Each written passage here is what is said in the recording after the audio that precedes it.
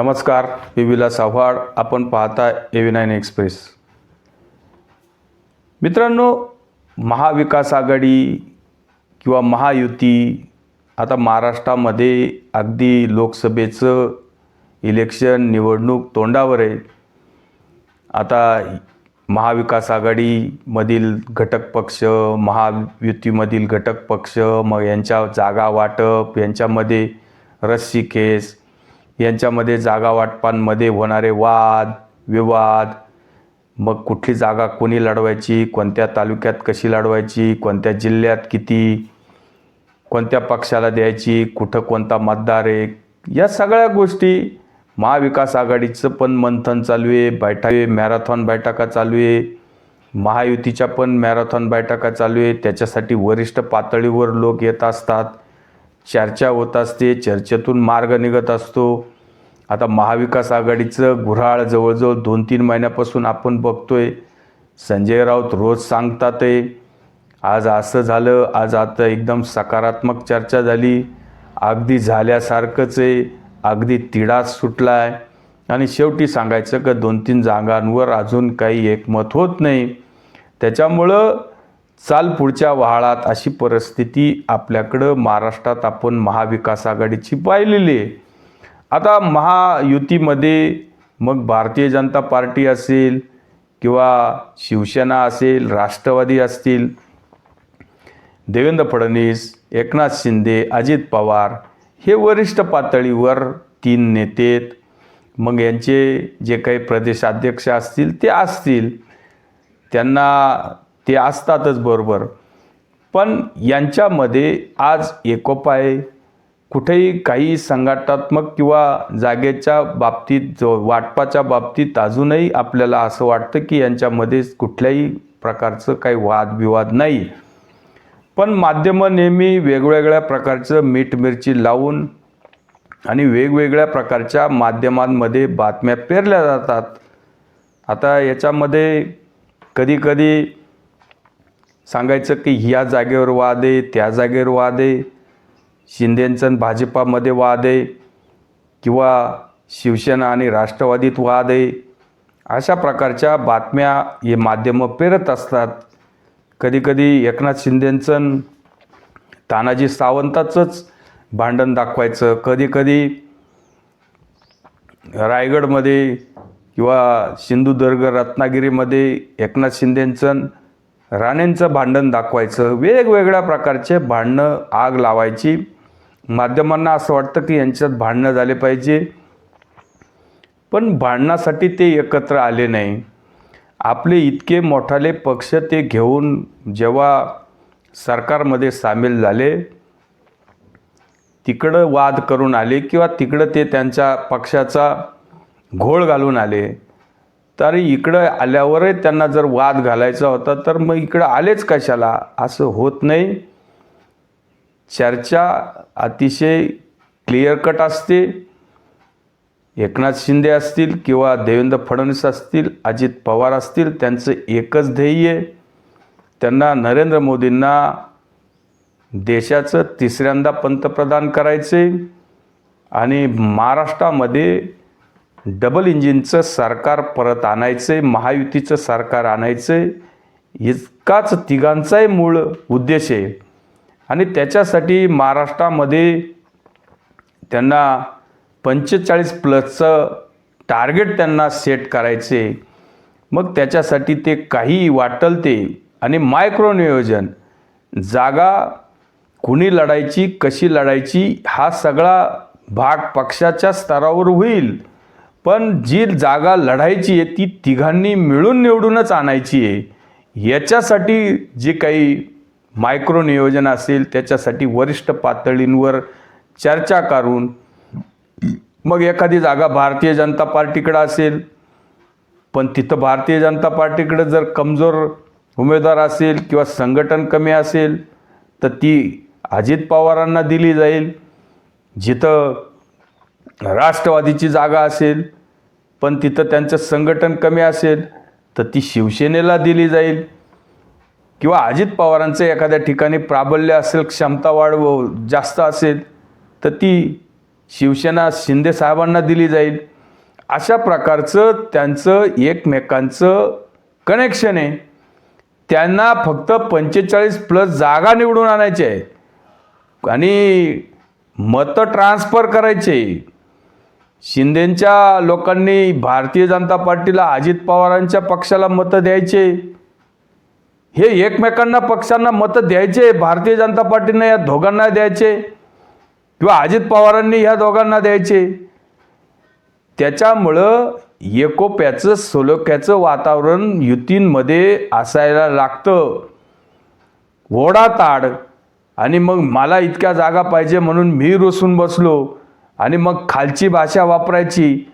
जागा वाटपाच्या अगोदरच जर यांच्यामध्ये कुठले वाद झाले तर खाली जे काही मतदार असतात, कार्यकर्ते असतात, त्याच्यावर अतिशय मोठ्या प्रमाणामध्ये परिणाम होत जातो आणि वरती नेते लोक कधी कधी किरकोळ कारकोळ झालं तरी ते एकत्र येतात.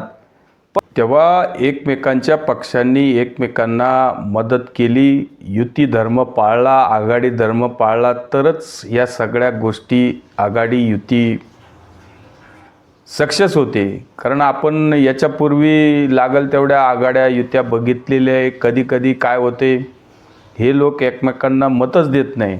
आता आपण 2019मध्ये जरी शिवसेना आणि भारतीय जनता पार्टीची युती होती, पण शिवसेना उद्धव बाळासाहेब ठाकरे आणि संजय राऊतांचं निवडणुकीच्या अगोदरच शरद पवारांबरोबर जे काही कॉन्टॅक्ट झालं होतं की निवडून बाकी नरेंद्र मोदींच्या चेहऱ्यावर यायचं आणि सरकार बाकी शरद पवारांच्या बरोबर जाऊन किंवा काँग्रेस बरोबर जाऊन करायचं, याच्यासाठी भारतीय जनता पार्टीच्या बरोबर निवडणूक लढवायची आणि भारतीय जनता पार्टीला बहुमतापर्यंत जाऊन द्यायचं नाही आणि त्यांना आपल्याशिवाय सरकार स्थापन करता येणार नाही अशी तजवीज करायची. म्हणजे जे काही मोठ्या प्रमाणामध्ये 2019मध्ये भारतीय जनता पार्टीने अनेक पक्षातील लोक आपल्या पक्षात घेतले होते, पण या बऱ्याच लोकांना शिवसेनेच्या लोकांनी मतं दिले नाही. जे जे बाहेरून लोक आले ते लोक या शिवसेनेच्या लोकांनी मतं ट्रान्सफर न केल्यामुळं भारतीय जनता पार्टीचं नुकसान झालं होतं. जवळजवळ 20-25 लोक, चांगले लोक त्यावेळेस 2019मध्ये विधानसभेमध्ये पडले. हा अनुभवसुद्धा आपल्या गाठीशी आहे. त्याच्यामुळं या सगळ्या स्पर्धेमध्ये तुमच्या सीट किती येतील आणि माझ्या कमी येतील आणि मग आपला मुख्यमंत्री का तुमचा मुख्यमंत्री, याच्यासाठी आपल्या साथीदाराचे आपण टंगडे ओढायचे आणि आपल्याच अलायन्समध्ये असलेल्या किंवा युती धर्म आपण पाळायचा नाही, आघाडी धर्म आपण पाळायचा नाही. आपण काँग्रेसचे लोक पाडण्यासाठी राष्ट्रवादीनं प्रयत्न करायचा आणि राष्ट्रवादीने काँग्रेसचे लोक पाडायचा विचार करायचा आणि मग मोठा भाऊ आपण हो, मग मुख्यमंत्रीपद आपल्याला मिळेल.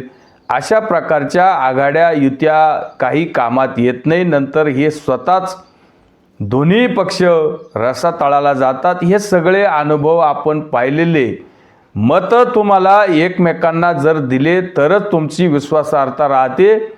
एकदा ठीक आहे, एखादी गोष्ट एकदा सक्सेस होते, पण जेव्हा लक्षात येतं तेव्हा लोक मतदान करत नाही. नंतर अशा लोकांवर विश्वास लोक ठेवत नाही. अक्षरशः गावखेड्यावर आपण सुद्धा अशी परिस्थिती पाहिली की काही लोक आपल्या नात्यातल्या लोकांना, मग ग्रामपंचायत असेल, सोसायटी असेल, नात्यातल्या लोकांना मतं देतात. मग तो विरोधी पॅनलचा असला तरी, आणि आपल्या पॅनलमधल्या एखाद्या माणसाला ते पाडून टाकतात. अशी परिस्थिती गावखेड्यांवर येते, खेडेगावात पण येते. तीच परिस्थिती जर आपल्याला फक्त वेगळ्या माध्यमातून जर करायची आणि निवडणूक बाकी नरेंद्र मोदींच्या चेहऱ्यावर लोक निवडून आणायचे आणि मुख्यमंत्री किंवा सत्ता मिळवण्यासाठी आपल्याला देशामध्ये किंवा राज्यामध्ये सत्ता आणण्यासाठी आपण विरोधी पक्षाच्या लोकांच्या बरोबर जाऊन आपण सत्ता मिळवायची, या सगळ्या गोष्टी चालत नाही. आणि मग आता अमित भाई असतील किंवा अमित शहा असतील, त्यांनी संभाजीनगरमध्ये काही बैठका घेतल्या, जळगावमध्ये घेतल्या, मुंबईमध्ये घेतल्या. खरं तर अमित शहा मुंबईमध्ये किंवा महाराष्ट्रात आल्यावर काही लोकांना अक्षरशः धसका बसतो, पोटामध्ये वायगोळा घेतो की आता आमच्याकडे एक तर काही राहिलंच नाही आणि आता आमच्याकडे इथं महाराष्ट्रात येऊन आता न राहिलेले आता आम्हाला काही ठेवता का नाही, अशी परिस्थिती काही पक्षांमध्ये तयार होते. आणि मग जागा वाटप काय हे सगळ्या गोष्टी अमित शहा आल्यावर सगळ्या गोष्टी क्लिअर झाल्यात. फक्त डिक्लेरेशन बाकी आहे.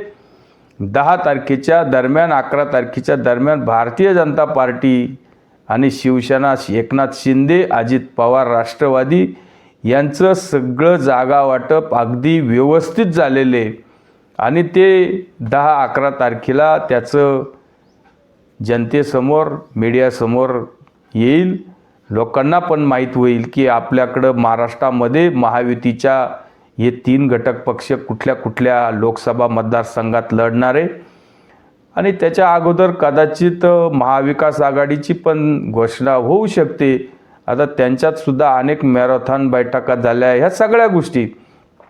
पण मग आता याच्यामध्ये कधी कधी अफवा पसरवल्या जातात, भांडणं तडणं ह्या सगळ्या गोष्टी सांगितल्या जातात.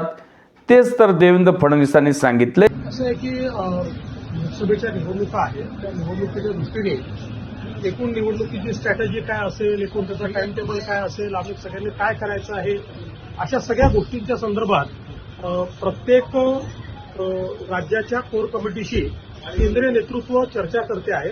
त्याचप्रमाणे आता महाराष्ट्राला देखील या ठिकाणी बोलवलेलं आहे आणि आमच्याशी आता त्याची चर्चा होईल. यादीकडे सर लक्ष आहे महाराष्ट्राच्या. पहिली यादी आली होती त्यावेळेला राज्यातले जवळपास 190 नावं देशभरातली जाहीर झाली आहे की आपण पहिल्या यादीच्या वेळेस बघितलं असेल हे अलायन्सेस आहेत, त्या ठिकाणची नावं पहिल्या यादीत आली नाही. कारण अलायन्सेसमध्ये जे पक्ष सोबत अलायन्समध्ये असतात त्यांच्यासोबत चर्चा करून करायचं असतं. पहिल्या यादीमध्ये जिथे फक्त भाजप लढतो असे स्टेट्स त्या ठिकाणी आलेले आहेत. आता अलायन्सेसवाले स्टेट येतील, तुम्ही काळजी करू नका, तुम्हाला योग्य वेळी सगळी माहिती मिळेल. योग्य वेळी सगळ्या प्रकारचे जे काही निर्णय आमचे होतील ते तुमच्यापर्यंत आम्ही पोहोचूच. आणि खूप महाराष्ट्रातील तुमचे जे मित्रपक्ष त्यांना 1 डिजिट उमेदवार मिळणार. हे खरं म्हणजे ही पतंगबाजी आहे. 1 डिजिट मिळणार आणि अर्धेच मिळणार आणि एवढेच मिळणार. मला असं वाटतं की अशा प्रकारे पतंगबाजी करणं अतिशय अयोग्य आहे. आमचे जे दोन्ही साथीदार आहेत यांना आम्ही योग्य सन्मान जो आहे त्या सन्मानाप्रमाणे त्यांना जागा आम्ही देऊ. त्याच्यामुळे हे जे काही मीडियात स्वतःहून ठरवत आहे की एवढ्याच जागा मिळणार आणि तेवढ्याच जागा मिळणार, हे मीडियाने बंद केलं पाहिजे. हे अतिशय चुकीचं आहे. ही न्यूज धादांत चुकीची आहे.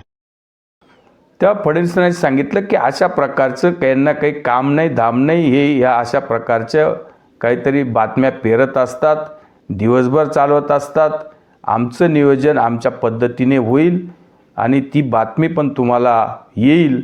हेच यातून स्पष्ट करायचं होतं की या सगळ्या वावड्या पसरवण्याचं कारण मध्ये ह्या 3 लोकांमध्ये भांडणं कशी होतील आणि त्याचा राजकीय फायदा आपल्याला कसा उचलता येईल, त्याच्यासाठी वेगवेगळ्या माध्यमातून वेगवेगळे विधानं करायचे, लूज फोल्स करायचे, टॉकिंग काहीतरी वेगळीच करायची आणि नको असलेल्या बातम्या पेरायच्या. त्याच्यातून मग लोकांची नाराजी तयार होते, मतदार खालचे नाराज होतात. कारण भारतीय जनता पार्टीला जे काही कोर वोटिंग आहे त्यांना ह्या उद्धव ठाकरेंचा आणि शरद पवारांचा अतिशय राग आहे. यांना असं वाटतं की हे लोक आता भारतीय जनता पार्टीच्या जवळसुद्धा उभे नको आहे. पण ह्या सारख्या बातम्या पेरायच्या की उद्धव ठाकरे भारतीय जनता पार्टीबरोबर येऊ शकतात किंवा शरद पवार उद्या समर्थन देऊ शकतात. या बातम्या अतिशय खोट्या आहेत. या बातम्यांवर अजिबात विश्वास ठेवण्यासारखं नाही. तेच देवेंद्र फडणवीसांनी सांगितले.